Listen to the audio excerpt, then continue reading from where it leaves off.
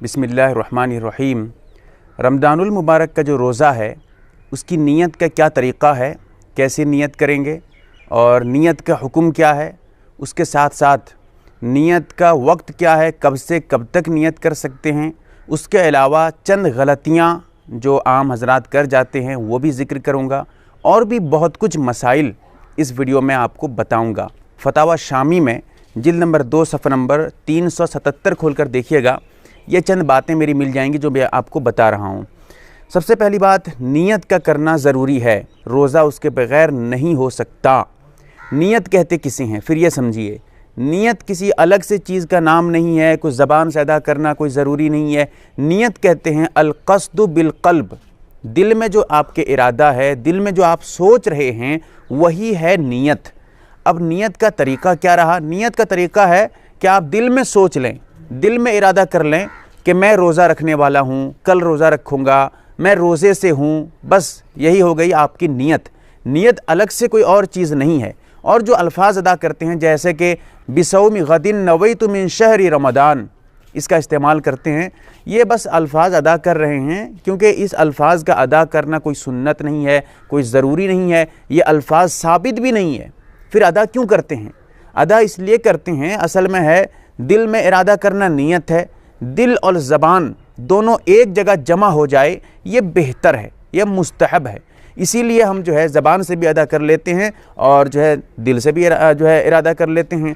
और अगर कोई ज़बान से अदा कर रहा है और इस अल्फाज को अदा कर रहा है, ये समझते हुए अदा कर रहा है कि इस अल्फाज का अदा करना बिसौमी गदिन नवैतु मिन शहरी रमदान, अगर कोई अल्फाज अदा कर रहा है, समझ रहा है कि ये कोई ज़रूरी नहीं है, बस मैं इजहार के लिए अदा कर रहा हूँ, तो कर सकता है। लेकिन अगर इसी अल्फाज को सुन्नत समझ के अदा करेगा, ज़रूरी समझ के अदा करेगा, सोचेगा कि इस अल्फाज के अदा न करने से, इस लफ्ज़ के न कहने से मेरा रोज़ा ही नहीं होगा, ये सोच कर अगर इसको अदा करेगा तो फिर इस अल्फाज का अदा करना नाजायज़ गुनाह और बिदअत होगा, क्योंकि शरीयत में ज़्यादती कहलाएगा। रही ये बात कि नीयत कब से कब तक कर सकते हैं। रोज़े की नीयत का जो वक्त है शुरू होता है वो गुरूबे शम्स से, यानी सूरज के डूबने से। मिसाल के तौर पे कल का रोज़ा रखना है आपको, अब आज जैसे ही सूरज डूब जाएगा तो अब उसी वक्त उसके बाद से आप इरादा कर सकते हैं, नीयत का टाइम शुरू हो गया।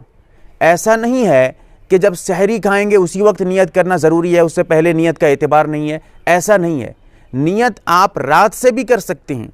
मगरिब का वक्त जैसे ही शुरू हो जाए, सूरज जैसे डूब जाए, आप रोज़े की नीयत, रोज़े का इरादा कर सकते हैं और अब जो है आपका रोज़ा हो जाएगा। ये शुरू वक्त है। कब तक वक्त है? रोज़े का जो नीयत का वक्त है वो है आखिरी वक्त, वो है आपका ज़हवतुल कुबरा जिसको कहते हैं, निस्फुन नहार। ये ज़रा समझिए, यहाँ पर बहुत बड़ी गलती कर जाते हैं। एक है निस्फुन नहार जिसका दूसरा नाम ज़हवतुल कुबरा है, और एक है ज़वाल। ज़वाल और निस्फुन नहार दोनों में बहुत फ़र्क है। निस्फुन नहार ज़वाल से पहले का वक्त है। वो कैसे? निस्फुन नहार कहते हैं सुबह सादिक से लेकर तुलुए फज्र से लेकर गुरूब शम्स का जो वक्त है उसके बीच वाला वक्त, इस वक्त को कहते हैं आपका निस्फुन नहार। और ज़वाल कहते हैं सूरज के निकलने से, यानी तुलुए शम्स से लेकर, सूरज के निकलने से लेकर सूरज के डूबने का जो बीच का वक्त है वो है ज़वाल का वक्त।